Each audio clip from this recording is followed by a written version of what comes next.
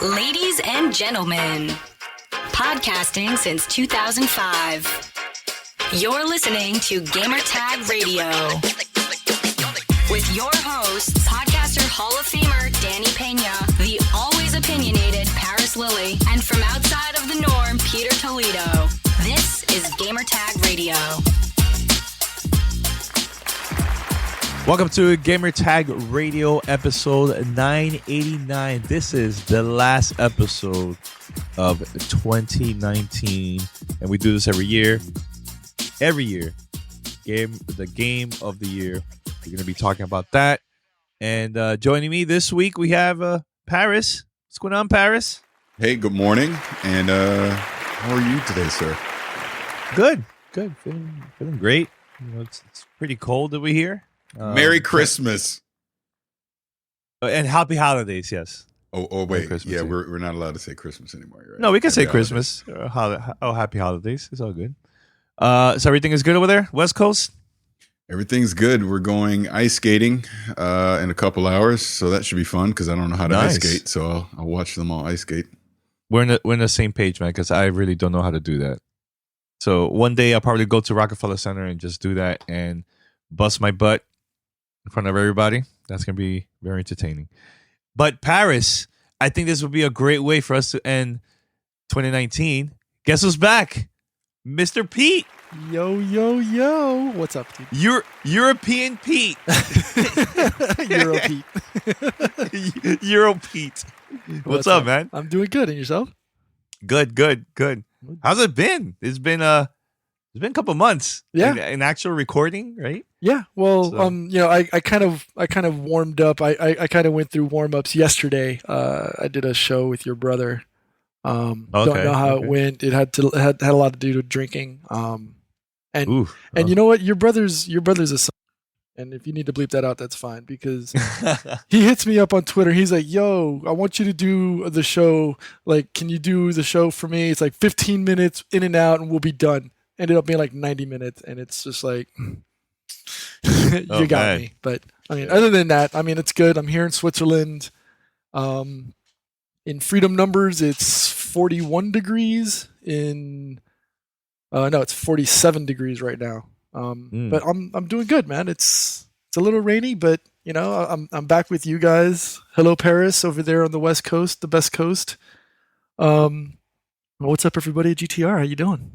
Yeah. So everybody wants to know, Pete, is this like a one-day thing that you're just coming back and that's it, or there's potential of you coming back in 2020? In 2020 for sure, but from an audio perspective, for now, like, you know, obviously, you know, my schedule is freed up because apparently I can't read calendars or anything when I go to schedule flights. I thought Yeah. my family was flying in this morning, when in actuality they're flying out this evening. This afternoon being Sunday, and they'll be here Monday morning. So, you know, they're not here, so that freed up my afternoon to come jump on the last show of the year. You know, for you guys. But coming in 2020, my stuff, like most of my stuff, is still in a shipping crate on the Atlantic, you know, making its way here. So eventually, I'll have my full setup. Actually, I have to move into my new apartment at the end of January, so that'll be interesting. But by then, I'll have an actual office with my desk and my chair again. And I'll be able to set up my monitors, and then I can jump on and do the show from a video perspective as well with you guys. Okay, well, Pete, I just want to say welcome back, man. Thank you. It's good to be back. It's been a couple of months, and it felt different. I'm not gonna lie, not having you here. You know, but yeah, it's good. It's good. Welcome back, man. Thank you. So we have a couple of things we're going to be talking about. You know, especially our favorite games of 2019, all that stuff, and also maybe predictions next year, like what we think is going to happen in 2020 and everything. But my question for all of you guys, especially you, the listeners too, is your overall, like your review of this year, 2019, your thoughts, gaming wise. Whoever wants to start first, you go from there, man. I'll jump on this one. I think in general, 2019, I don't think anybody expected to see esports go from where it was, which was already pretty high up on the board, to go to where it is now, right? Esports in general, and when I say esports, it's everything, right? But League of Legends in and of itself was already the top game, and it blew every number that it had done previously out of the water. Their partnership with Louis Vuitton, Jesus, that sounds so bad. With Louis Vuitton for the World Championships just a few months ago was amazing. I'm still out there trying to find gear that I can get for that, and it's just been amazing how esports. I mean, you see it on ESPN, you see it on terrestrial TV and stuff. It's here to stay, and it's huge. Cool. And okay, and anything else besides that? On top of that, the battle for streamers, right? YouTube versus Twitch versus Mixer versus Facebook. I was actually just having a conversation on Twitter with our good friend Tony. It's amazing what they're doing. YouTube being the biggest leader, and Twitch actually lost a little bit of market share from 2018 to 2019. But Facebook and Mixer both gained market share, even though it's a small number, going, just a 2% gain overall. To see the number of hours that were watched year over year, we're talking 12 billion with a B, 12 billion hours of gaming content on a streaming platform was watched in 2019. Mixer had a 149% increase in total number of hours. I think it was like 35 million hours in total. Facebook had the hugest gain, 220% growth in hours watched, and then Twitch had a 20% gain, and it's already the market. It's already one of the leaders. YouTube itself is actually the market leader, and it had 16% increase. So just seeing the content creator space, especially from a gaming perspective, to see it grow that big is amazing. So those are my two big things.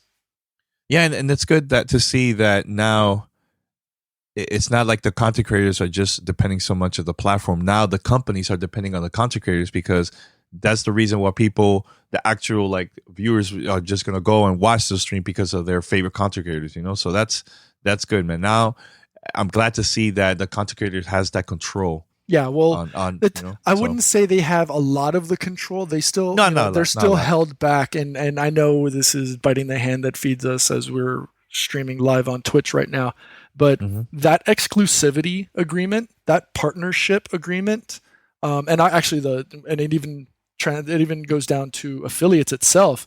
It actually prevents content creators from actually truly succeeding and making money, because you think about it. That exclusivity prevents them from going onto multiple platforms at the same time. And I understand the reason why for it, but if they were truly trying to get their streamers or their content creators paid, they would allow them to stream live on multiple platforms, giving the content creator the opportunity to make as much revenue as possible. And let's think about it. They didn't really start paying their streamers until they had to. So, as good as it's been for us, it could be better. Agreed. What about you, Paris? You have anything to say about 2019 overall for you? I think the biggest takeaway I take from 2019 from a gaming industry standpoint is we're seeing, I don't want to say it's the death of the live service game, because clearly it's not that, but we're seeing a radical shift on how companies are presenting them. I know we'll get into all the game of the year stuff and all that later, but we've obviously seen some titles that have come out this year that haven't succeeded the way that companies thought they would. And it has directly impacted titles that are going to release in 2020, or they may not release in 2020 at all because they're being delayed, because they're realizing that this current model of the live service game with the way that they present the DLC to you and the microtransactions is not necessarily working. We're also finding out with these live service games that the demand to keep up with new content is just not sustainable. So we're seeing new ways that these games are starting to be presented now. And it's going to be curious to see as we go into 2020 how that's going to work out. But that would probably be my main takeaway. Obviously, like Pete already said, the streaming stuff. Mm-hmm. But other than that, we're entering 2019 is clearly a transition year because next year is next generation consoles, next generation games, etc. So this has kind of been a status quo year from that standpoint. But there was definitely some lessons learned, like I said, on the live service side, which will impact what we see next year. Yeah, definitely. And also from my point of view, about this year is I think the success of Nintendo Switch, man. I know for a while I've been saying that power doesn't mean it's not everything. I think if you have like the software, I think that's what's going to help you to get more consumers to buy your product, right? So like I know Sony and Xbox are fighting to get that console, like more powerful console out there, right, for next year. But Nintendo's been doing their own thing, and I'm really surprised that this year alone, every month, they've been the one that's been selling the most consoles every month here in the United States. So I'm glad to see that. I'm curious to see how they're going to put this off for 2020. I think releasing the right software this year has been helping them a lot, which I'm going to be talking about the game of the year in my list later on too about that. But I'm pretty happy about that, man. And also stream the whole xCloud and Google Stadia. That's going to be very interesting for next year. I'm very, very curious about that too, man. So yeah, that's from my point of view from that, man. Anything else from you guys? No, I think those are the biggest ones for me. Yeah. Okay. I think Sony has been doing great this year, right? But at the same time, they're kind of like being laying low, just getting ready for the right moment to start talking more about next gen console. I think the buzz started earlier this year. We had Pete Rubin. He interviewed Sony. He had an exclusive. I think it was for Wired. Yeah, was it for Wired? Mm-hmm. Yeah. So that was cool. I think that started a conversation about the next gen consoles. And especially now, just recently with Xbox at the Game Awards, which are pretty smart. Showing the next gen console there at the awards, man. That was pretty cool. So. Yeah, I think Sony's been doing great this year, man. They've been just chilling, and they weren't there at E3 at all, and still were creating a huge buzz this year. So yeah, all right. Send us your feedback or questions. Give us a call at 786-273-7GTR. Email us at fanmail@gamertagradio.com or leave a message on speakpipe.com/gamertagradio.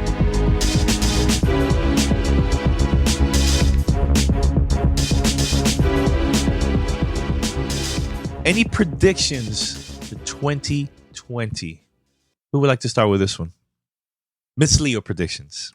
Hey, darling, this is certified psychic Miss Leo. The guys at Gamertag Radio have pulled me out of retirement to give them some free readings. So I've been using the power of the tarot cards to look into the future, baby. You hear me?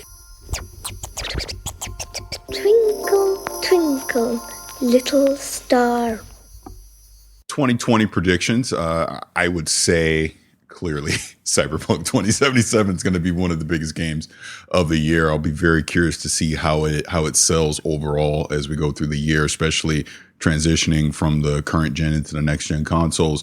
I think, again, Miss Leo, once again, the GOAT, it's going to be Call of Duty. Whatever the next Call of Duty is going to wind up being the number one selling game this year, especially the fact that it's going to be on Xbox One. It's going to be on PlayStation 4. It's going to be on PlayStation 5 and Series X12 or whatever the hell they're going to call it. So it's going to be across multiple platforms, even more so than this year. So I just think it'll wind up being the highest selling game. I think a couple games that potentially could surprise us either way, good or bad, is going to be Halo Infinite, because I think Halo Infinite is clearly the most important game for Xbox in 2020. I don't care what else they put out. That is the game, because it's going to define what Microsoft or Xbox is going to be as we go into this next generation. And it is the game that will define that franchise. Either Halo is going to continue to be a top AAA franchise that people get excited for every time there's a release, we're just going to kill it. I mean, by the time it comes out, it would have been 5 years since Halo 5. And it's going to be so important that game absolutely nails it. And I think we've seen rumblings in 2019 because there's clearly been some staff shakeups over at 343 around the creative side of whatever that game's going to be. So I'm so curious to see its reveal, be it at E3 or at another event next year. And then obviously it's released in November. And I think the biggest surprise game for 2020, believe it or not, I think it's going to be that Assassin's Creed. I think that Assassin's Creed, if you look at what they did with Origins and into Odyssey, the lessons learned that they've clearly been able to get from that. I mean, really, this origin goes all the way back to Black Flag. But if you just look at the last two Assassin's Creed, and now this one is going to be their quote unquote next gen Assassin's Creed. The rumors is it's going to be, kind of a Norse mythology, Vikings, things like that. Mm-hmm. I think it has huge potential. Like I felt like Odyssey was about as close as I got to The Witcher 3 since The Witcher 3, right? So if they're able to build on that, I think Ubisoft could have a huge hit on their hands. I really do. But yeah, those would probably be my biggest Miss Leo things for 2020. Obviously, we'll see whatever the power specs are going to be on PlayStation 5 and on the Series X. I will boldly say this, though. Miss Leo, PlayStation 5, Xbox Series X will both be $499. And whatever the second consoles are going to be called, I don't know if it's PS5 Pro and then just PS5, but whatever the quote unquote lower tier consoles are going to be, $299. And the reason I say is this, because I don't care what the power specs are on the Series S or whatever. I will bet you cash money that PlayStation 5, the lower tier one, will be no more than $300. And that's going to force Xbox to price match. There's no way Xbox will have a console that costs more than whatever its PlayStation equivalent is going to be it on the high end or the low end. Mm-hmm. There you go. Okay. I can see that. I can see that. Now, part of the prediction, too, about the next-gen consoles, and I think we had this conversation a couple of days ago, Paris. How many games, exclusive games, forget about third-party, exclusive games that PlayStation and Xbox needs to release on launch day? Oh, I can tell you this right now. One, because all you need is one to actually sell the system. That's all that matters. As long as you have a game that people are excited to play and people will run out and purchase the hardware and the title to play it, that's all that matters. So be it Halo Infinite, be it Forza 8, I guess it's going to be, or on the Sony side, be it Horizon Zero Dawn 2, or I don't know, they bring Killzone back or whatever it's got to be. All it needs to be is one that people will want to play and will want to pick up the hardware for. So now it's going to be a little different with Xbox because Xbox has already made it very clear they're not asking you to buy the new hardware to play their games. So you can still have your Xbox One or you can have a PC. PlayStation, they've made it, oh, no. You want to play some next-gen stuff, you better pick up a PlayStation 5. So it's going to be a little different in that aspect. And because of that, I'm going to tell you already, PlayStation 5 will outsell whatever Xbox does in 2020, just for that fact alone, because you're not being forced to buy new hardware this year. I don't care how great the games are. If I don't have to spend $400 or $500, then I'm not going to. That's what the typical average person is going to do. They'll stick with what they got. If I already got an Xbox One X and Halo Infinite looks good enough, then guess what? In 2020, it's going to be good enough. I don't have to go buy it. Only the truly hardcore will run out and go buy that new hardware in 2020. The strategy that Nintendo had when the Nintendo Switch launched, there was an exclusive first-party game or an exclusive game in general every month since the launch of the system. And it went very, very well for them. Instead of having so many games on day one, because I think that was the mistake from previous consoles that came out, having 15, 20 games at launch. I think it's good to have that launch window, man. Have, sports games, first-person shooters, have a platformer. I think that will work throughout the launch window instead of just having everything on day one. So yeah, I agree. P, you want to say anything about that? Or you good? No. As far, from what Paris's point was, or just predictions in general. Not just the just in general. Oh overall. no, I agree with him in the sense that I think PlayStation will do better than Microsoft. I still don't know if Nintendo is willing to let go of that title yet, though. Right? I still think they're, like you said, they're still the sales leader, and they're going to continue to, because they don't cater to just a specific subset of consumers. They hit everybody, right? They get little Johnny at 4 or 5 years old, and they get the millennials or the younger generation. They get us old dinosaur fuddy-duddies as well. So everybody throws their wallet at Nintendo regardless of what they do. So for sure, I really think that Nintendo's still going to lead 2020. And honestly, they don't need another platform. They already have, they already have the Switch, which we've seen do miracles in the form of The Witcher 3. And we've seen them, obviously, they've got probably the biggest and most legendary catalog of games of all time. So what's to say that they really need to put out another thing? Now, we'll talk about that more for my formal predictions later on in the talk. But yeah, I like what Paris said about that. All right. Well, for me, I think that maybe around the end of February, mid-February, maybe the beginning of March, that's when I think Sony will have like an official press conference for PlayStation 5. And I think around May, a month before E3, I think that would be a great time for Xbox to just talk about just the hardware, the console, right? And then when E3 comes, just talk about games. Forget about the hardware. They already did that part, So if they do show hardware and talk about that at, like around May, then maybe show 1 or 2 titles for the future that's coming up. That's one of my predictions from that.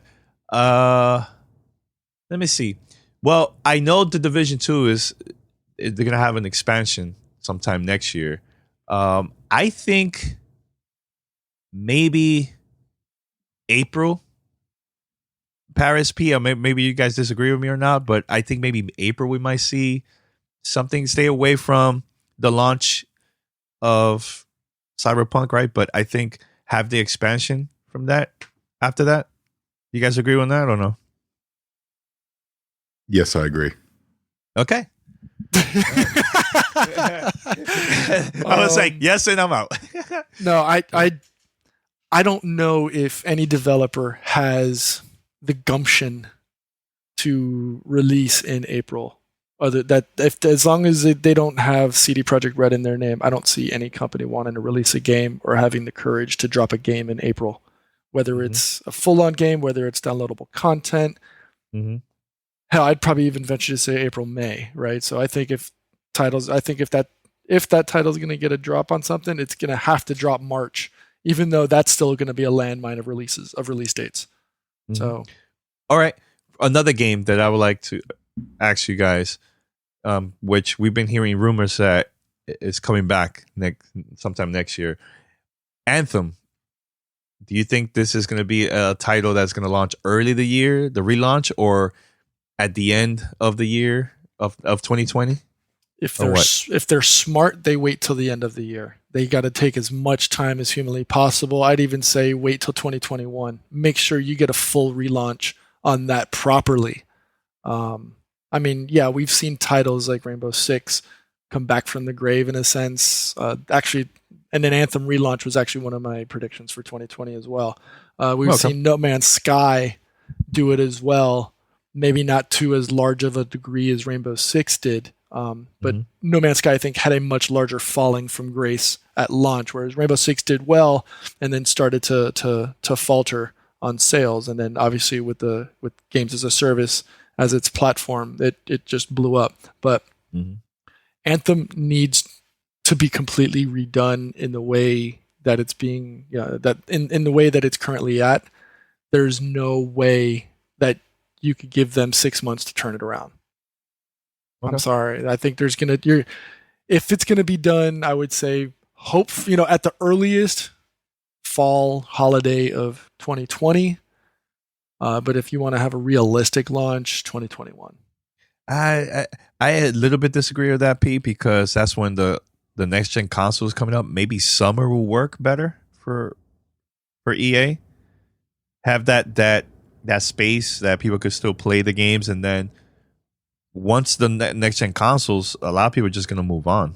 So. But the console doesn't matter on a game like that uses games as a service. It could be, you could have people playing on PS4, you could have people playing on PS5, you can have people playing on Xbox One, you can have people playing on Series X or on PC. It doesn't matter. That's why I'm saying I don't think, and actually if you could put it even as part of a branding for, a console bundle, an Anthem bundle for PS5, I don't know how well that would do. Because considering that title's already put a very, very sour taste in a lot of people's mouths, but yeah, I think they quietly do it in 2021. Honestly, 2021, just quietly slip it in there. Maybe in the early spring of it when there's not a lot of big heavy titles dropping, slip it in there and let it go. Okay. Now, what's your predictions before we go to the game of the year? Well, I want to know what Paris's face was all about. Oh. I'll tell you offline. Okay. Moving forward. All right. Okay. Games that predictions. Half-Life Alyx is going to be bigger and better than we expect. I think it's got a lot of anticipation and hype because it has the Half-Life title onto it. So I think it's going to be interesting to see how that comes out. Gods and Monsters is going to be pretty big, I think, in my opinion. That's the new title from Ubisoft for 2020. I think that's going to blow up more than we expect. And then, outside of Cyberpunk 2077, I think maybe Dying Light 2, Last of Us 2 might be a reason for me to go and pick up another console. I would love to be able to play it elsewhere, but obviously we know Sony's, predilection for not doing that. So unfortunately, unless it's going to be another 2 years from now when Sony lets it go out on PC, like some other rumors that we've seen for other Sony, platform exclusives. But yeah. And then another one that I'm looking forward to is Predator Hunting Grounds from Ilphonic. They're the ones who did the Friday the 13th game. Ooh. Mm-hmm. I forgot about that game. That looks interesting too, and also Dying Light 2. I'm very excited about that game. Yeah, for sure. Yeah, cool. Anything else? I say, guys, we'll go to the next topic, or what? We're good. Well, for predictions, I think for predictions, AR VR. I think we're just scratching the surface in that genre in general. Beat Saber right now is probably the top VR game. I mean, it is that game. It's stupid, right? But is it there yet? I don't think so. I don't think we've seen that breakthrough game for VR, AR, that makes people run to the store to want to buy an Oculus or what have you. So I don't know if it's just not there yet. We haven't seen that game that forces people to the stores and wait in line to go buy it for people. A crazy prediction. I think, Danny, you get your wish. I think Game Boy Classic Mini or something like that comes to the stores. We've seen the last two Nintendo Classic devices hit the stores and, fly off shelves. So I think you get your wish. You and I, you made a comment on something on I think it was Paris's thread last week on Twitter, and you mentioned Game Boy Classic. So I think. Oh no, that was IGN that asked that question. Okay, so that's what that was. Yeah. Okay. That's a little crazy prediction, but okay, I'll let that one slide. Because I know, because of course you let it slide because you like that. And I think I'm going to continue wishing for a virtual console, and I don't. But while we may not see it, what if Switch Online continues to give us access to these older games? We saw them drop that big chunk of games for the Switch's first anniversary, and I think it's time for more. Right, so I want to see like a Mega Man X, Donkey Kong Country, Chrono Trigger. I want to see games like that come out. I want to see more. I want to see more like Nintendo 64, GameCube games. So yeah, I think so too. Yeah, same here. You're listening to Gamertag Radio.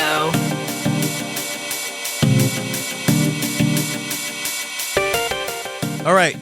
So let's go with our games of 2019. Best games of 2019. But first things first, there was a lot of games, so there's no way we could put all of them on the list. So I'm going to start with some honorable mentions first. So I have 4 honorable mentions. These games, I feel like I like it a lot. Great games and everything. I just couldn't put in my top favorite games of the year. So I'm going to start with The Division 2. I know everybody is thinking about how it is now, but I feel like the beginning when that game launched, I think it was just like amazing with the amount of content that was already there in the game. And then the end game, after you complete the main campaign, that was like something I've never seen before. Maybe like the closest, which I know Paris was the one that mentioned this during the preview event. It felt like a Link to the Past of Zelda, right? You finish it, then everything changes. I like that a lot. So yeah, The Division 2, Tetris 99, totally free game. If you're a Nintendo Switch Online subscriber, you will get this game completely free. And I love that there's always new updates. Just recently, they just started doing like 99 players, but now with teams, 4 teams against each other. So there's always brand new updates. There's always events almost every month. And I really, really like this, man. And you can also play not only online, but also offline. Call of Duty Modern Warfare, man. Honestly, I think this is a great game. I've been having a blast, and just recently there was like a major update for the game, and I'm loving it so far, man. It feels like the old Call of Duty, man. So, and the last game for me, Gears 5, I think it had the best campaign out of all Gears, and I love the new features that they add in the game, like escape and so on. So. Just recently, there was an update too for the game, and they just added new game modes in there too, man. So Gears 5, Division 2, Tetris 99, and Call of Duty Modern Warfare are like my honorable mentions for me. Anything for you guys? I mean, I'll jump on mine if we're just doing honorable mentions now. Carrion from Devolver Digital. I got to check out this game at E3, and it was a lot of fun. Right, you play the role of like a plasmoid, like kind of like a cell organism that goes through, and you have to use your controller, all the sticks, the buttons, and everything to creep and crawl through your environment to get bigger and eat your opponents. And it's so much fun. It's so addicting. It's so chaos driven. It's a lot of fun. So if you have a chance, check that out. Gears of War 5 is on my honorable mention list as well. It brought me back to the reason why I always play the Gears of War campaigns, right? Really, really good storyline. The action and adventure was fun on that. And this title, this last one for honorable mention, almost made my top 5. Untitled Goose Game. You haven't played it? It's stupid, silly fun. It's one of those games that I can just go and play, and I don't have to worry about getting to the next objective or, getting, uber caught up in the game itself. It's just stupid, silly fun. Your job is just to honk and create anarchy and make the people around you go nuts and drive them crazy. And it's just stupid, silly fun. And so those are my 3. Yeah, that one I think was like the biggest surprise for this year. It just came out of nowhere. Yeah. Absolutely was, and it's worth the hype because it's that much stupid fun. Yeah, totally agree. What about you, Paris? Any honorable mentions? I try to keep my list to things that actually came out in 2019 and wasn't just an HD upgrade or anything like that. So my honorable mention, like you already mentioned, was Modern Warfare. I thought it was a fantastic Call of Duty. It's the most fun I've had with a Call of Duty in years, as far as the campaign goes, and the multiplayer is pretty solid. And my other one was the Division 2. Basically for the same reasons that you said, that to me, it had the best launch of any of these live service type of games. I thought they had a solid plan to get us to the end game. Obviously, we know it's had issues since, but I just know a year ago this time, it was my most anticipated game coming into 2019. So Yep. it was really good. I've had a lot of fun in it. That raid was fantastic to be able to play. There is definitely a lot of fun to be had in that game. Absolutely. They just introduced this new hardcore mode, which I've been tinkering around with. It's a lot of fun as well. So, these live service games, it's a roller coaster. They have their peaks and valleys right now. I feel like the Division 2 hit its peak, then it went into a valley, and I think it's trending back up. So it'll be very curious to see what that game will be as we go into 2020. But that's it for me as far as, like I said, games in 2019 that I played. The rest of them I'll just keep on my top 5 list. Okay, cool. All right, so here goes, guys. Game of the year. We're going to have 5 games. We're going to start with 5 all the way to 1. So who would like to be the first one? I'll Number go. 5. I'll start. My number 5 game is Gears of War, excuse me. Gears 5. It's no longer of war. Gears 5. It was a game that I was highly skeptical of as far as the campaign goes throughout the year, because they weren't giving us a lot of information about it. I'm like, oh boy, I don't know about this. I was getting all kind of Mass Effect Andromeda kind of feelings about it, right? But they actually played it very smart by keeping the campaign information close to the vest. And then who would have thunk it that Gears turned into an open world game? And it was pretty good. Pretty good story. Really enjoyed it. Played it on PC. I mean, it's just gorgeous. Definitely one of the best looking games I played in 2019, and it's a fantastic experience. I would say to anyone that has an Xbox or has access to Game Pass, absolutely check it out. It is a very fun game. Had a blast with it. I've not played a ton of like the horde mode and multiplayer stuff. I know there's been some I know there's been some changes going on with it here towards the end of this year, but from what I have played, it's been fun. It's been a blast. So definitely recommend people check it out. Very true. Very true. Number 5 for me, I'll go with Star Wars Jedi Fallen Order. I think is one of the best Star Wars games that I ever played. I put it up there with Knights of the Old Republic. And I always been excited for this game ever since Respawn announced it. Because look, if you think about it, Timefall 2 had one of the best first-person shooter campaign that I've ever played, man, in this past decade or so. Respawn has always been on point with just creating great games, and their track record has been amazing so far. They haven't released a bad game so far at all. So Star Wars Jedi Fallen Order, let me tell you, if you're a fan of Star Wars, you should definitely pick this game up. This has been an amazing year when it comes to like Star Wars content, with The Mandalorian, the movie just came out, and now with this back-to-back content, man. As a Star Wars fan, I truly love it, man. So I would like to say, man, thank you to Respawn, man, for creating a great story and just a fun game overall, man. So Star Wars Jedi Fallen Order is my top. It's in my top 5 for me. Nice. Mm-hmm. For me, top 5, Call of Duty Modern Warfare. I was surprised that the game was as good as it was when it came out. The storyline hits.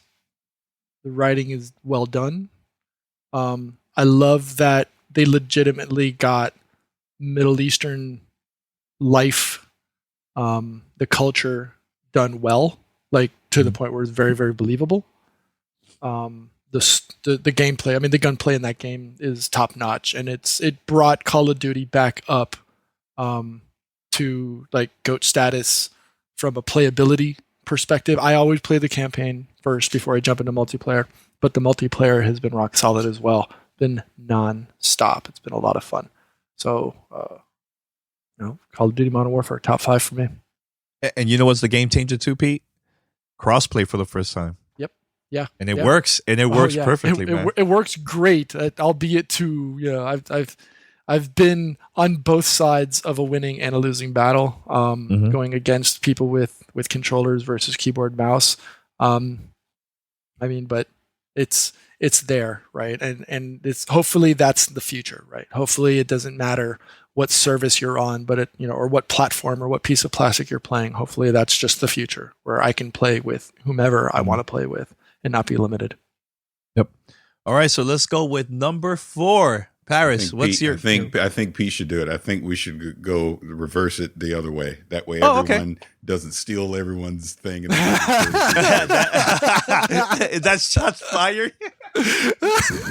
Go read. Go check out WhatsApp. Yeah, I know. I saw it. But yeah, I think Pete should go. Okay. All right. Number 4. I think this title caught everybody by surprise. Apex Legends.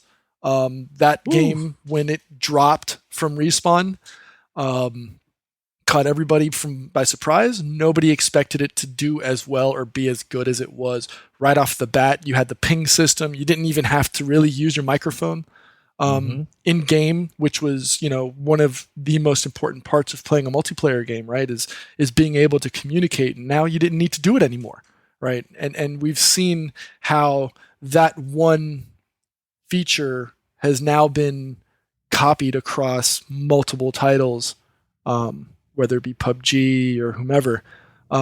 They also dropped the Respawn, funny, it's their name, but they dropped the ability to respawn back into your game and give your team an opportunity to really truly succeed. It wasn't just, oh, I died, I'm gone. And so, while that hasn't, permutated itself towards other titles like PUBG. I mean, I know we saw it in Fortnite and it's still in there. They had a slight drop after the first couple of months, but they've got new maps and they've been, slowly feeding it. And we're seeing the Rainbow Six effect now, right? From Ubisoft, where it just keeps slowly feeding it content. It's worked for Rainbow Six, it's worked for Destiny, and, we haven't seen it there with the Division, unfortunately. But hopefully Ubisoft and Massive have that, on the forward path. Right now, number 4, Apex Legends. They're moving in. They're trending in the right direction. So shout out to them. Number 4 for me. Great game, man. And it actually is going to be a year now in February. Yeah. Yep. Yeah. Crazy how time flies, man. So, all right. So my number 4 game, which this game. It's better than Bayonetta 1 and 2. And this is from one of my favorite developers, Platinum Games. They've been working now on creating just exclusive games for Nintendo now for the past couple years now. Astro Chain. Look at that. Back-to-back single-player games, man. I think this year has been a good year when it comes to just single-player game overall.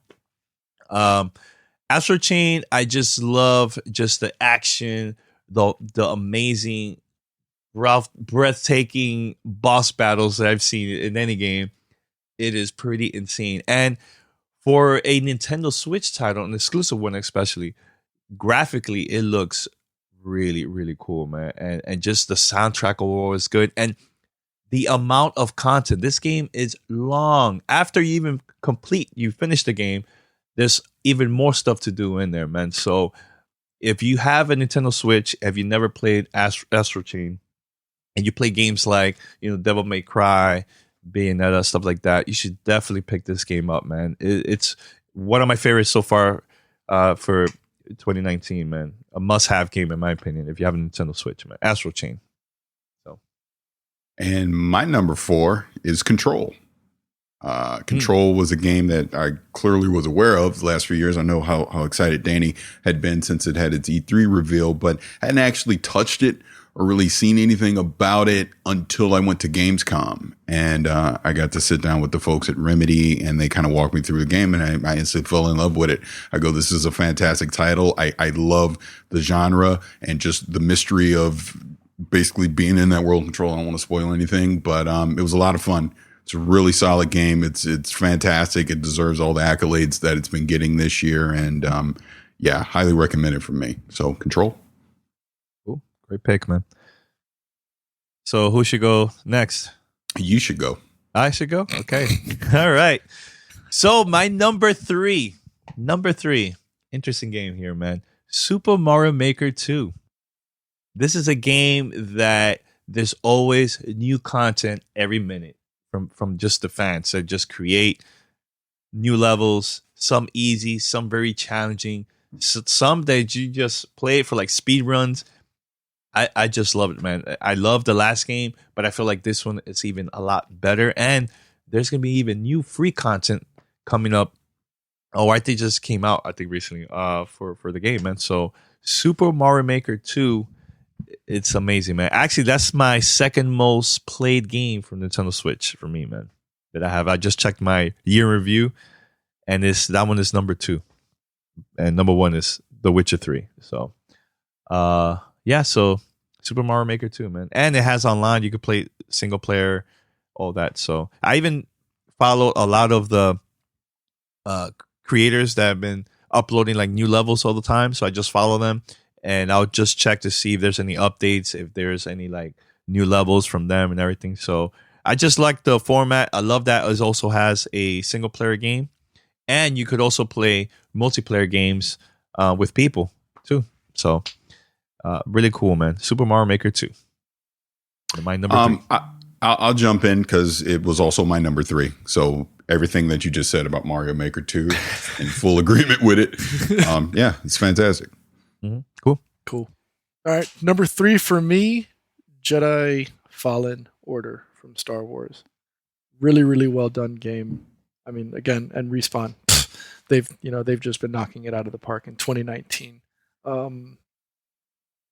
I don't know if it's up there and it's ready to topple KOTOR as the best Star Wars game. That's my opinion. Don't at me, but you can fight me.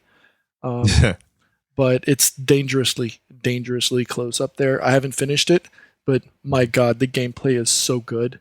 The abilities, the ability that you have as a player to parry, force, jump back. Oh my God, it's so much fun, right? And it's very, very. It's from beginning to end.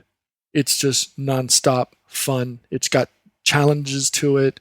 And I'm really, really hoping that posting that we saw on Twitter the other day about Respawn looking for a developer is for them to drop more downloadable content if possible. Because I think this game really, really suits itself for something like that. So number 3, Star Wars Jedi Fallen Order. And I will jump in again because my number 2 is Jedi Fallen Order. And again, I won't repeat everything you said. I complete agreement. Other than this, if you've not played Jedi Fallen Order and you like to watch the television and the commercials that come on said television, if you see a Jedi Fallen Order commercial come on, turn it off immediately because at the end is a huge spoiler that you do not want to know. Play this game without knowing that information at the end. But it is fantastic. Kudos to Respawn. It restored my faith in Star Wars video games because I was getting a little sketchy with that. But it's fantastic. And like you said, Pete, if the rumors are true, I'm all in. Bring it on. Yep. A question for you guys. Do you think this was like the one that you got to see, Pete, at E3? Star Wars, what's the name of it? The one that got canceled? 13? Yeah. 13. That game will forever be the unicorn that never was. That's the game that got me back into PC gaming. Oh, yes. Yeah. True. Mm-hmm. We'll never know. Pete, here's the thing. Here's how you have to look at it. You have to look at it this way. Look at who was making it and just know that there was a high chance it wasn't going to be that good. I mean, it was the first time all of the Lucas properties were working together on a title, and it actually ended up being 1313. And unfortunately, it just didn't happen and it fell apart. But because ask yourself this question. If what they were doing internally was really that good, even once everything happened and EA acquired it, those assets live somewhere, right? Mm-hmm. Why aren't they being used? Just ask yourself that question. That's how I look true. at it. That's how I look at it. If it was that good, they would have figured it out, but they didn't. Yep. So that tells me lose all hope.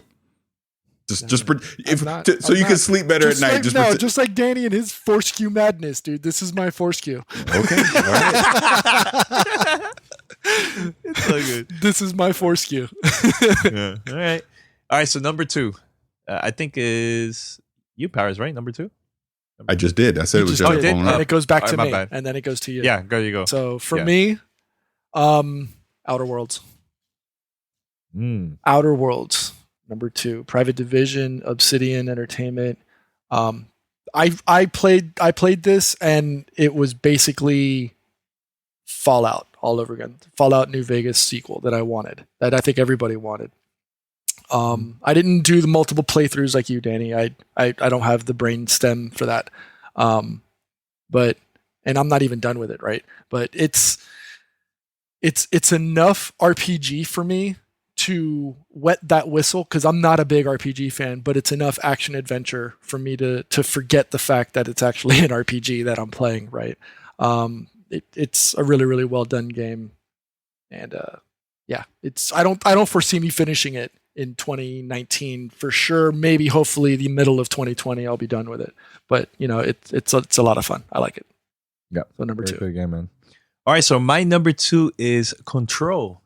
I'm a huge fan of Remedy. Yep. I played all their games, and one of my favorite games of all time from them, they're up there, it's Alan Wake. And this game really got my attention, even more than Quantum Break. I felt like Quantum Break was good, but it was more of like, we have a lot of celebs there in the game. I don't know. It to me, it was kind of fake, in my opinion. But with this, I just love that it's also still part of the same universe from the previous games, from like Max Payne, Alan Wake, Quantum Break. The story is just crazy. I don't want to go too much into the story because I think, like you were saying, Paris, just play the game not knowing anything and it will surprise you. I know people that play this game, they were a little bit confused for hours, but I feel like once you complete or go to the final or almost close to the final, you will understand more about the game. Look, I even went back to discover new areas, because once you upgrade your character, it will help you to discover hidden areas and everything. And there's one Easter egg that blew my mind, man. Blew my mind. And I just can't wait for the DLC content is coming out sometime next year, which the rumor is it's going to be Alan Wake related. So, man, Control, must have, great story, great soundtrack, and just the voice acting overall is top notch. So, Remedy did an amazing job. Control is one of my number 2, but it's top 5 for my game of the year for sure, man. And I think you should roll right on into your number 1. Yeah, my number one? Yeah, this is my number 1. Oh wait, it's your turn for number 1, because that was your number. Is 2. my turn? Okay. All right, Yep. My bad. All right, so my number 1 is The Outer Worlds for many reasons. I just love the story. I love the dialogue. I even played this game twice. And one of the things that we've been missing from just RPGs in general is, how about RPGs for people like us that just don't have enough time to play hundreds of hours, right? I think that just having it, 30 hours, 25 hours or so, I think that's good.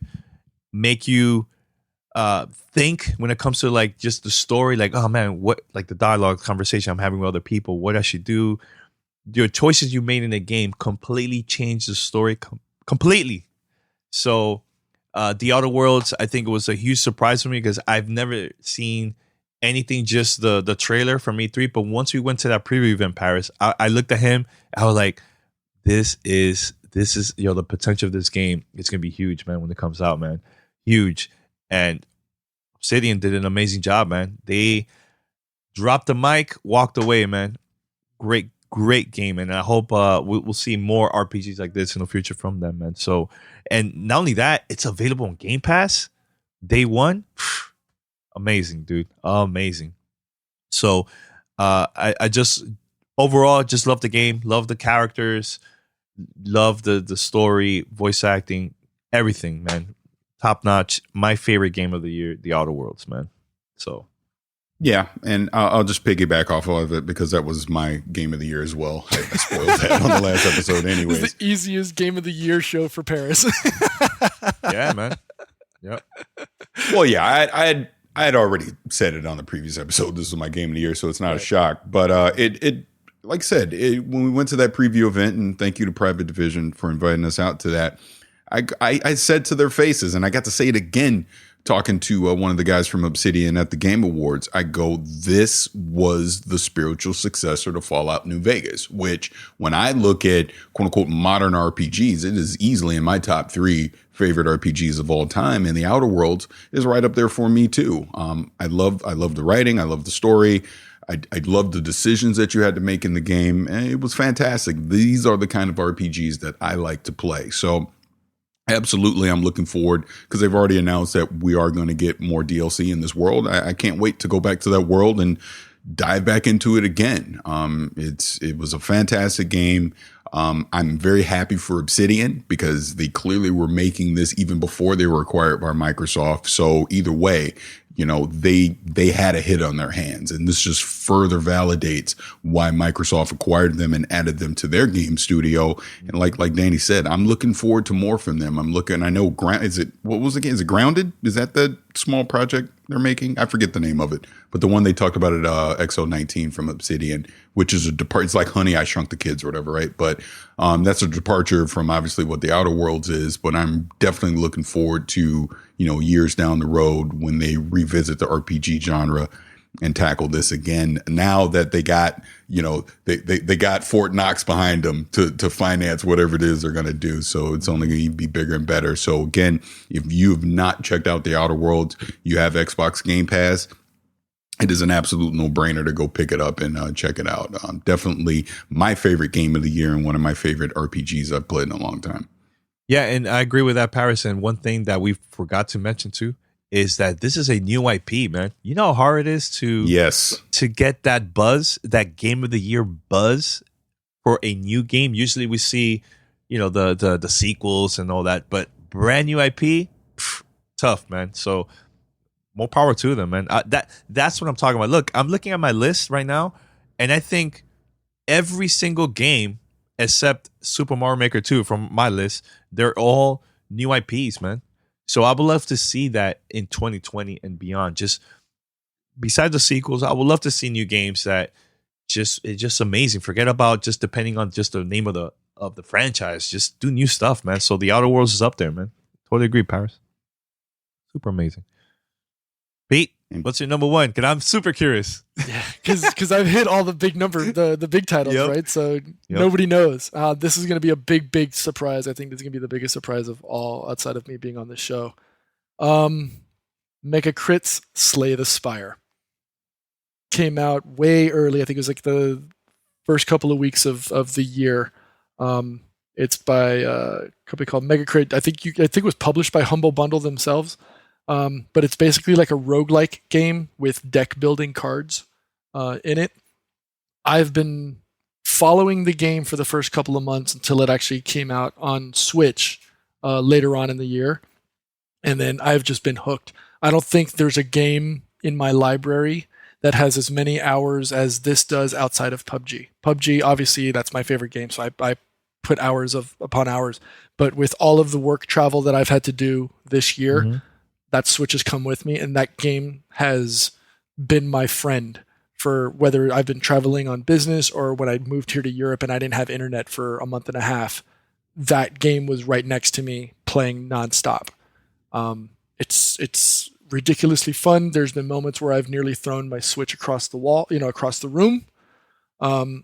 But the way that they have combat play in there, where you always have to know what you're going to do 2 to 3 cards ahead of time, the strategy you have to use to build your deck on the fly for every encounter, and it's not just one single character. You've got 2 different ones. You've got your regular, and then you've got your defect characters.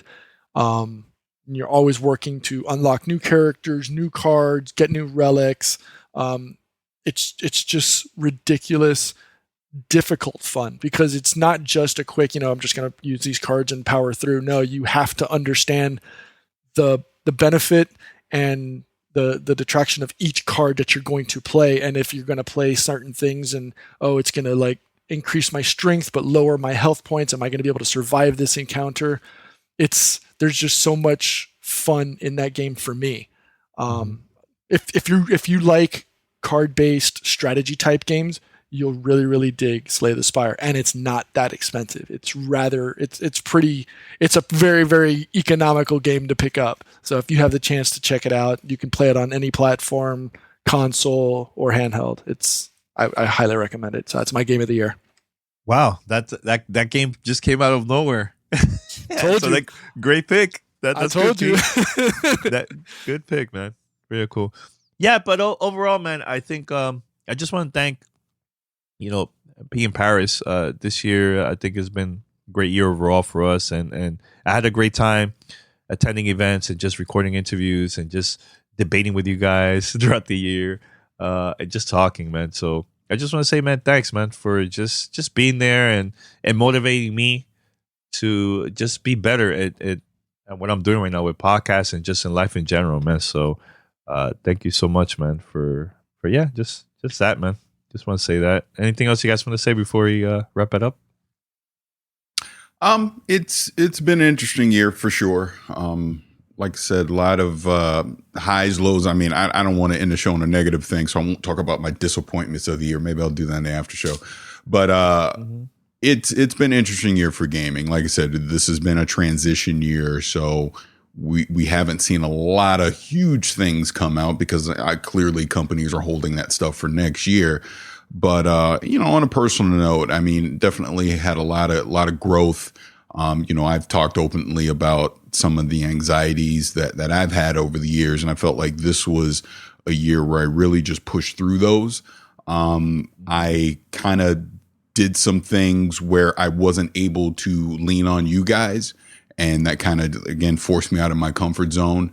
Obviously, the cyberpunk stuff is well chronicled at this point, so that was clearly a big high for me. But even being able to be a part of the Building Healthy Communities Council, going to Gamescom, obviously everything that happened while I was over there, just my interactions with various companies and various people this year has been my highlight. I think a lot of that really culminated for me here last week at the Game Awards, and just being around all our peers and being able to interact with them. And it's like, I know them and they know me, and we're not talking about video games. We're just talking about real life stuff.